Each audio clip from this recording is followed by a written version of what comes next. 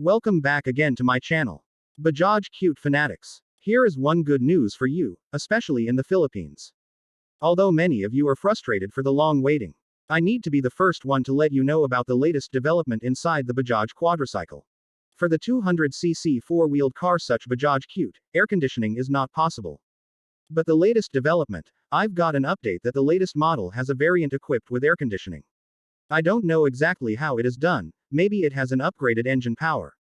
I will upload another video of a complete update about that development soon.